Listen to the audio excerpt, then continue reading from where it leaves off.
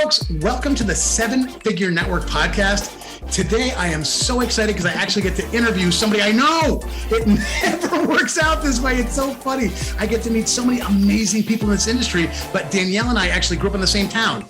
Super cool. She is married to one of my best buddies growing up. So it's really amazing that not only do I get to talk to a friend on this interview, but somebody who's made it to the top of the company and is truly leading the path in health products that's going to blow you guys away. I'm not going to ruin it. You guys know that I don't tell other people's stories because I never do it as good as they do. So first and foremost, Danielle Meoli, thank you so much for being on the show today. I really appreciate you coming on. I'm thrilled to be on. Thank you so much. So again, I'm not going to tell your story. I want you to. So do me a favor and just tell me what got you into the industry in the first place. The '08 crash in a nutshell. I owned a gym back then in Guilford where we grew up. I owned a franchise gym with my ex-husband. We owned a construction company. I had a small beauty business.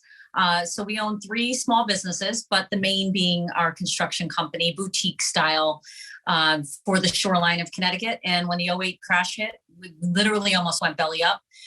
We were fighting to keep our contractors that we hired.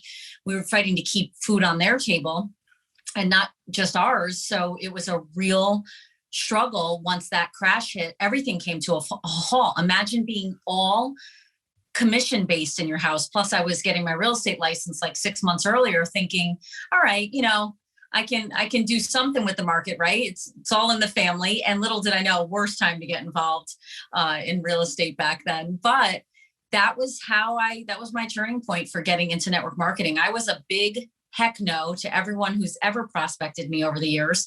And when the '08 crash hit, our good friends who were also our accountants and still are to this day, told us about a company and an opportunity that was very young, an 18-month-old company in wellness, and said, Danielle, you're super dynamic. You could crush this. And their invite was, it could be your golden ticket to bring in some income.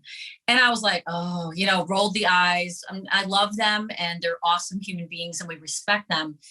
Thankfully, their credibility did matter, in this, and it does matter when you speak to people, but we tabled it for a week. And then my ex-husband, who was my husband at the time, looked at me and said, maybe it could keep our cars on the road. Maybe it could put some food in the house. Maybe it could just be a side thing. And I'm like, I have enough to juggle with kids and, working several businesses. Like the last thing I wanted to do was take anything else on.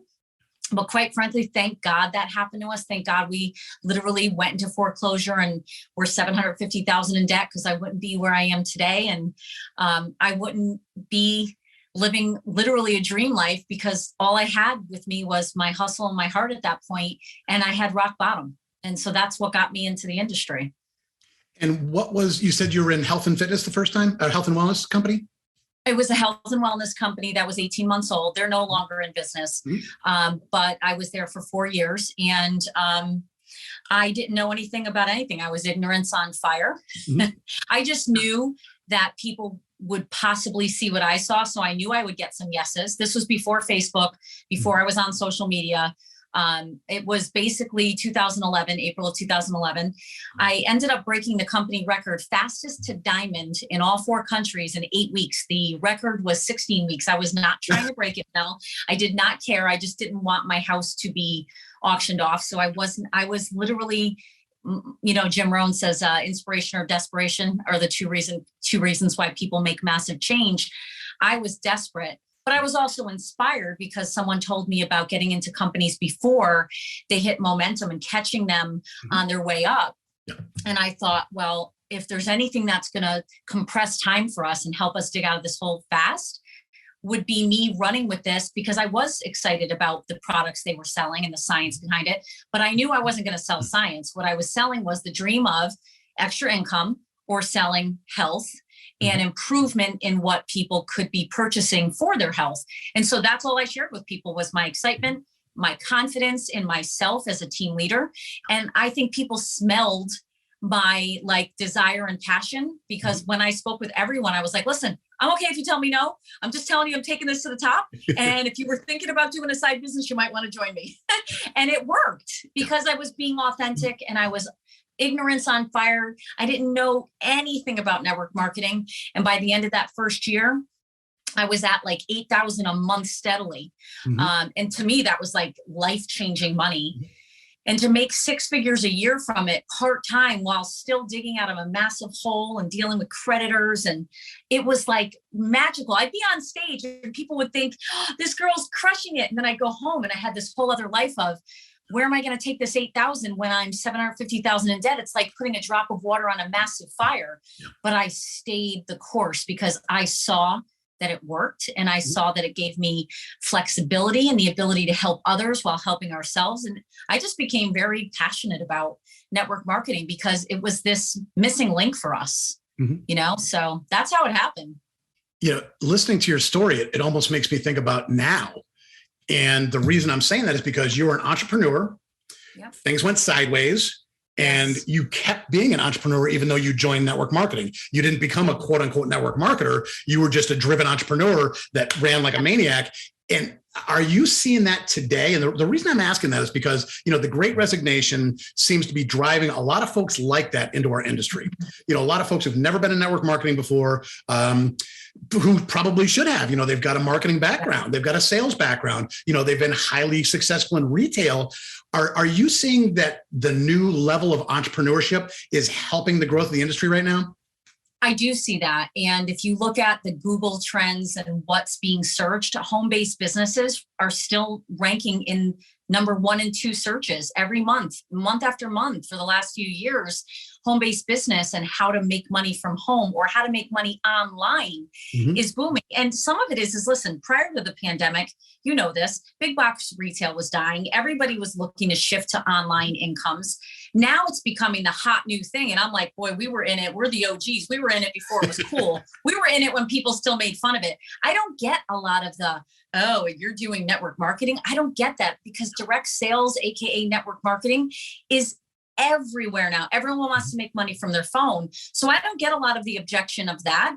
I see that people are like, which one should I do? Because there's a whole boatload of options out there. And you just have to find the one with the right timing, the right leadership that you resonate with. And then when you get in, you got to do the work, right? Absolutely right. So let's talk about these last couple of years. I'm not going to get negative. I'm not going to talk about a lot of lockdown stuff because you know me, I'm a positive guy. I want to keep everybody smiling. But I would like to ask you personally, what have you done with your team over the last 2 years to keep that growth phase going? And the reason I ask is because, some companies did this, a lot of companies did this, and a lot of companies did that. And I know you've done great personally. I know your company's done really well. So what's been your quote unquote secret over these last couple of years to get through this? One word, you got to pivot. We pivoted. I didn't just pivot as an individual. Our company made a proactive decision to pivot the minute we saw the lockdowns hitting, and we all masterminded together as a family, even though it was difficult to stop seeing each other in person and not be on a stage or not hug people after a nice event or bonding with people. We learned to pivot and adapt. And this is a world right now that requires us to adapt in an enormous fashion, in a way sometimes that's overwhelming to all of us. I'm still not fully adapted to being home as much as I am. I'm very extroverted, as you and I are. I don't love being home 97% of my week. However, I have learned that I never have to leave my house to build a business. And right now I'm in our group is in 9 countries, all through this type. I do WeChat, I do Zoom. I take advantage, and so do so many people around the world, of the technologies that we're blessed with in order to help us build businesses and help one another to spread the word about things that we are passionate about that we're monetized for. So I just get paid to tell the whole world right from my phone, about great products that are available to them that they may not know about. And so we've pivoted, but the companies who haven't, and they're diehards to coffee meetings and belly to bellies, they're not understanding, or they're trying to do events and hotels. It's just not conducive right now to fast, accelerated growth. And the slower you are, the more painful the build is. And this business loves fast and loves speed. Absolutely right. Yeah. So I do it fast, and I hit as many people as I can in a very welcoming way, very authentically. And if they like what they see, we do business, and we discuss what level of business we're going to do, whether it's product or join the team. But we do it right through our phones, and we learn to adapt or die. And that's what you got to do. It's amazing how few people have adapted. I mean, you and I were using Skype when it was new. Yeah. People didn't even know what teleconferencing was. Yeah. Now it seems like everybody in the world's got a Zoom account. Skype doesn't even exist anymore. But hey, let's go a little bit more into international, because I know that you guys are working really hard on international expansion, and every country has been very different. You know, Australia, nightmare. Canada, nightmare. I mean, it's just been so many things. So what have you guys done specifically to keep your international growth expanding and not just sort of going? Rrr. So Australia and New Zealand we NFR'd those, which is opened as a not for resale market over a year ago for both. And right when we opened, we saw growth in teams and excitement. And I was up late at night doing meetings for everyone in Australia and New Zealand. I was super excited. And then boom, their lockdowns became stricter than literally anything I had seen except for Canada. And slowly those teams died off, sadly. I mean, we're still in communication with a lot of them, but they're really suffering right now. So to answer your question, one is our company, and this is important when you choose a company, you choose a company that has the ability to scale and that is debt-free, that, you know, and those are hard to find, and you better do your due diligence because we have the ability in our company to scale into multiple markets. And we are now in, like I said, 9 countries. We're about to open Malaysia, Singapore, the European Union, and several others. But we've been working double time to open markets that prior to the pandemic took half the time, right?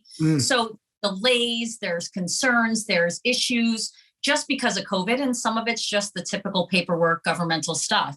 What I definitely have noticed is that for us, Asia, because our products are youth and health and wellness based, and Asia is where we're doing incredible sales. So we're in Hong Kong, Taiwan, China just opened, Japan. And I did see a slowdown in the US and Canada when this all hit, but it's so weird. I still haven't been able to pin down a pattern. I'm super analytical, and maybe you can offer some insight to those listening. But for us, all we can say is it's being such a different culture in Asia.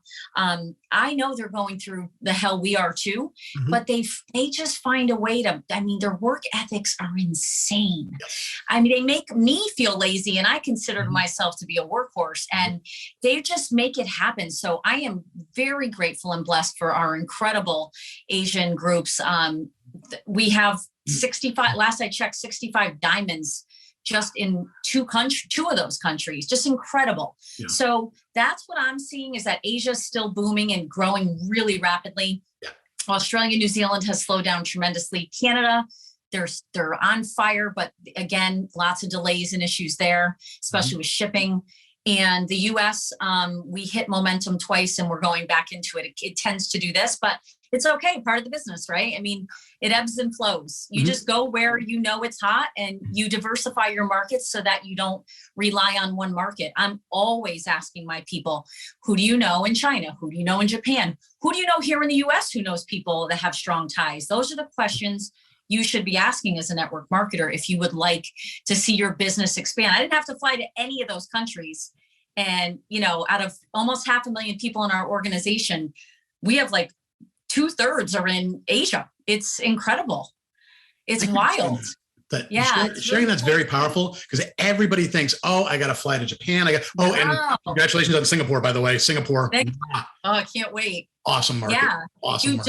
And you have to speak it out too. You have to believe that you can expand there. And all I do is work with translators. I never thought an Italian Greek girl who can use plenty of words, I literally have to go, if you were the translator, and I have a group, I had 127 people who could speak English the other night, right? From multiple Asian countries.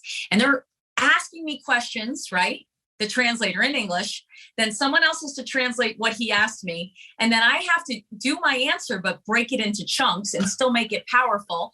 And one day I realized, like, this is fun. This is exciting. I'm talking to people I would have never talked to before. We're all getting healthier. We're all feeling good. We're all building businesses together.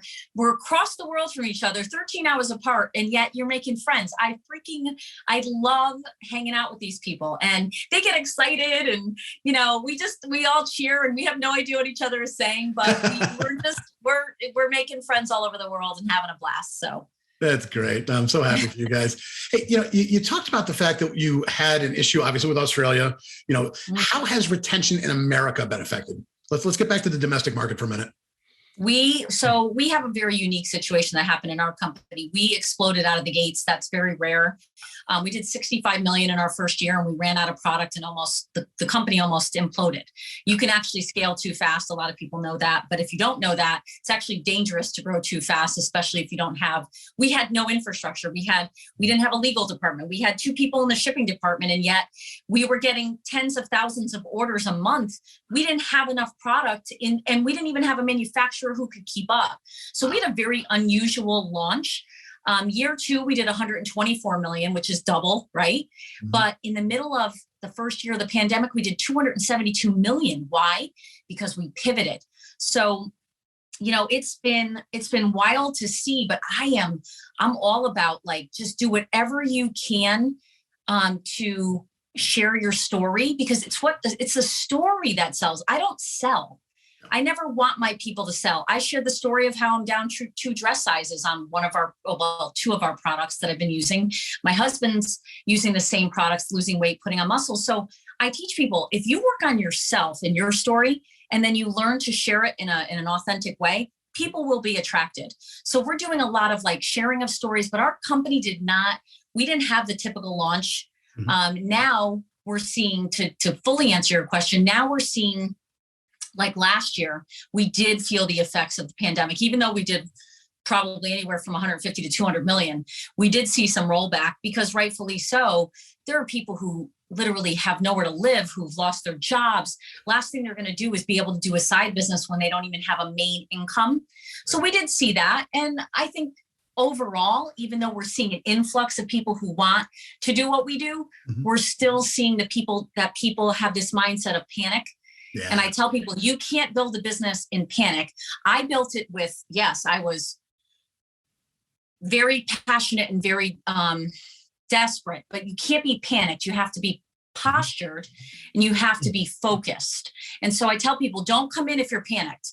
Go do something that is where you're working in a restaurant, get your stable check, even if it's only a couple hundred a week to stabilize you. And then over time, we could build something of real value. If you come into network marketing thinking you're going to make a fortune overnight, it's not realistic. Can you, over time, make something very significant? Sure. But get yourself settled first into something that gives you that peace of mind to, put gas in the car, and then join something that doesn't have a lot of overhead and focus on building that, because that, like Jim Rohn said, work on your fortune part-time, because over time you can replace what you're doing, but you have to be patient. You have to understand that it can take sometimes 2 to 3 years to build something of huge value, but 24 to 36 months is a drop in the bucket compared to staying broke. In my mind, that's what I tell people. But I never want someone coming in thinking that we're going to solve their problem with them overnight. It really is, you have to educate them on what's realistic so that they don't get discouraged, because discouragement is the number one reason people quit. That's a great point. Yeah.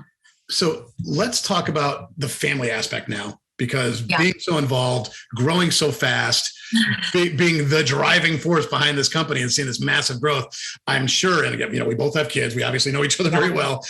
How have you been able to balance out this massive growth and time involvement and still keep everything working in the house? Well, yeah, I had a lot going on. I had, trying to merge 2 families at the same time that this was exploding, introducing my kids to his kids and trying to blend a family, since he's my high school sweetheart, relearning each other, reconnecting, hearing, so there was that going on at the same time. So if you can have what I had going on, which is, the devastation of divorce after 15 years and then reuniting. And then at the same time joining, literally before we reconnected, joined the company I'm in now and did not see this massive growth happening, and it just exploded. So my life was like, what the heck is going on? And so, yes, it took a bit to get organized. Two things that I always teach people and if you're not a good time management person, it's such a good skill to learn to write things down and schedule it out. I literally schedule my whole day, and I schedule my week out, my months out. And if things don't get done, I move them to the appropriate day that week that I think I can get it done. But it keeps me productive so that I can cook for my family. I can have time to go for walks. Like tonight, right after this, we're going to the gym. It's scheduled in. We don't let ourselves get out of that schedule often. Yeah, everyone needs a mental health day, but if you want this business to really grow, and you've got to schedule time to build your business, but you can build it around your life. That's one of the most phenomenal things. So one is time management, and two is gratitude. If I knew how powerful gratitude was, if someone had taught me in school or as a kid how important and powerful gratitude was, I probably would be farther along than I am today by far. Gratitude and staying in a place of, I'm so grateful that I have the ability to work from home. I have the chance to be in my sweats right now, go upstairs and work out, then go cook a kick butt dinner, have enough money to finally buy nice, good steaks and good chicken. And like, I didn't have that life. So I'm perpetually in the place of gratitude. Doesn't mean I don't have bad days. Doesn't mean I don't get, as my kids say, salty. But I do try to like shift my perspective so that on a day where I'm overwhelmed because I'll maybe have meetings in the morning and then I have people late at night in other countries, I always say to myself, thank you, God.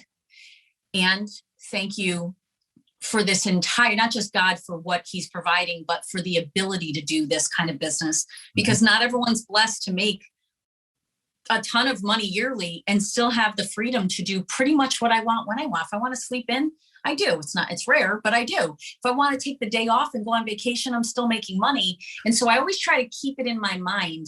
And that's what a lot of people don't understand. Early on in network marketing, when you're building a direct selling business, you better be really good while you're working your full-time job. You're raising your kids, or you're hanging out with your grandkids, and you've got the gym, and you've got groceries, and you got to pay bills, and you've got maybe some debt that's stressing you out. If you don't learn to build it into your schedule to build your business, and you don't stay consistent, you will never attain the income that does set you free. You got to keep that at the forefront of your mind. I want time freedom, time freedom. You can't get more time. You can get more money, but time is precious. And this is the only industry I know that compresses time, doesn't give you a glass ceiling, allows you to be limitless. And as long as you have the right mindset and some hustle, and you have good time management skills, I promise you can do epic things in a short period of time. I just have to manage multiple kids, birthdays, dogs, cats. It's insane. And I love every minute of it because, listen, I never want to go back. It's hard to be broke. And it's actually hard to build a business and have a lot of responsibilities when you're doing really well. But I'll choose the not being broke any day.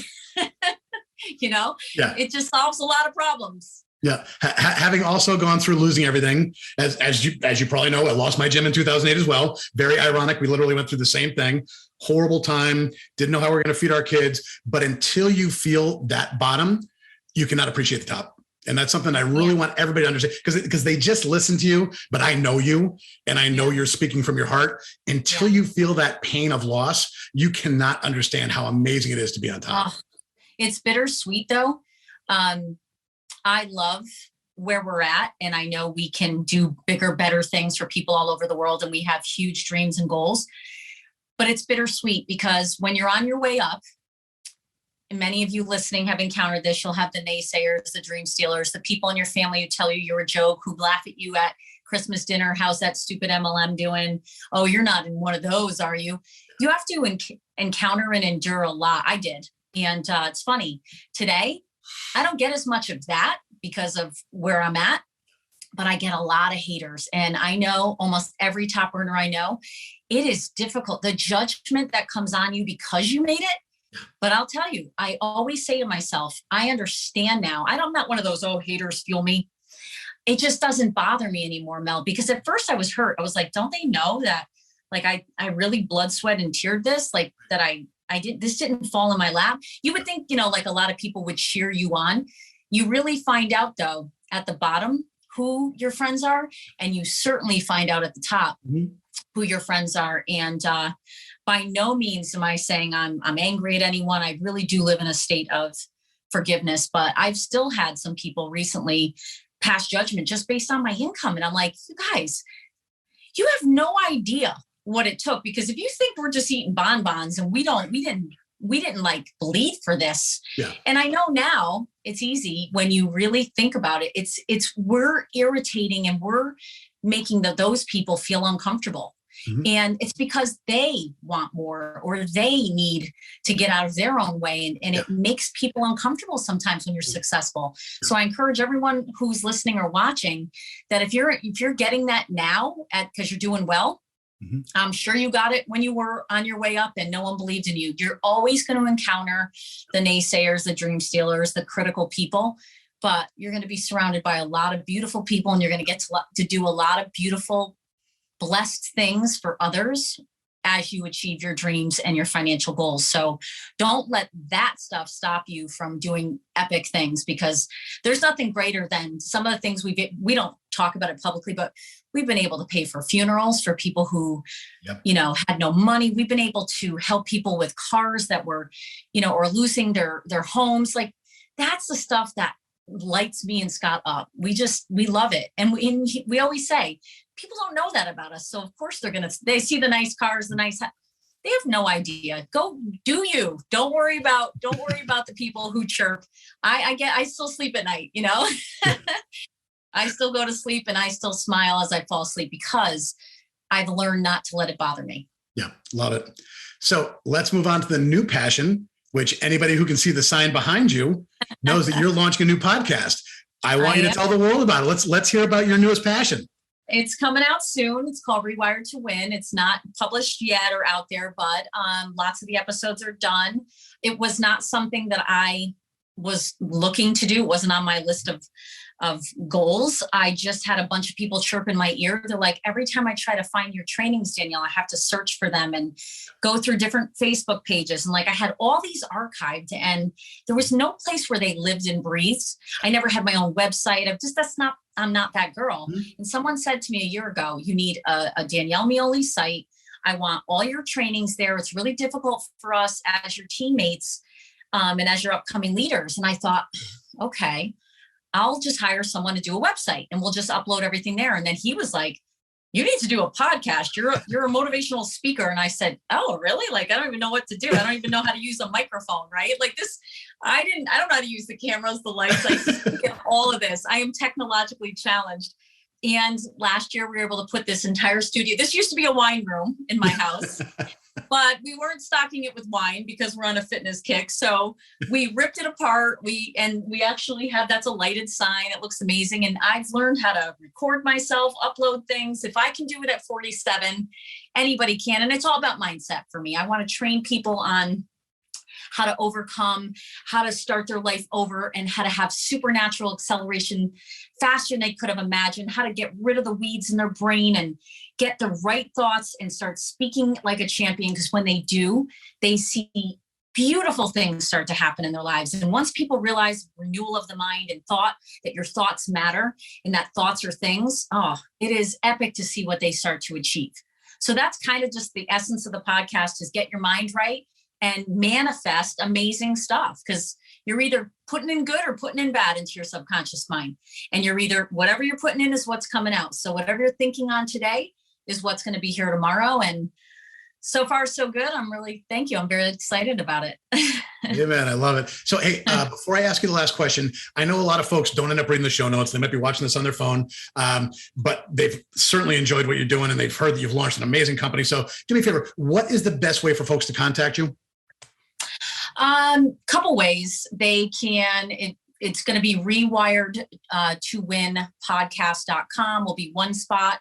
That'll be live shortly. It's not live yet, but right on Facebook is where most people reach out to me. They click follow and then they send me a message, and it's just Danielle Meoli. There is no I in my name. A lot of people misspell my first name. So it's Danelle, and last name Meoli, Meoli. And that's the mainstay of most of my social media. I don't do, I'm not dancing on TikTok yet, but my kids want me to, but I'm good. And I have an Instagram, it's called Official Danielle Meoli. So usually through social media, people reach out, and I love it because I love to meet new people and hear their stories and just, see what we can do to help them live their best life. Love it. Okay. Last question. This is the good one. I would love to hear your 6-month goal, personal, professional, whatever you want to share with the folks. 6-month goal. Please.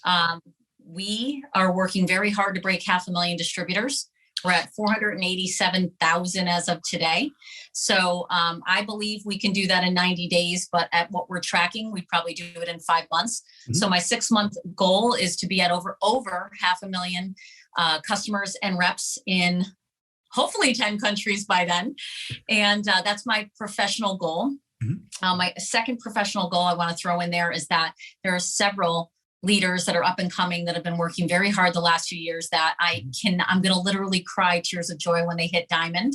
That's the rank in our company that you have to bleed for. And there's a few who are on their way and that I am supremely proud of. So to break some more diamonds here in the US and Canada. And my 6-month goal is to be in a 5-6 again. We're going to Hawaii, as you know, and I'm excited for my fitness journey and getting back into fighting shape and enjoying every moment of it because life is short, guys. So, that's my goal. Amen. Love it. Danielle Meoli, thank you so much for being on. Again, it's such a rare pleasure that I get to have both a friend and somebody in business on the same show. So it's just so great, talking to somebody that I actually got to grow up with is just amazing on here. But, folks, you got Danielle's contact information.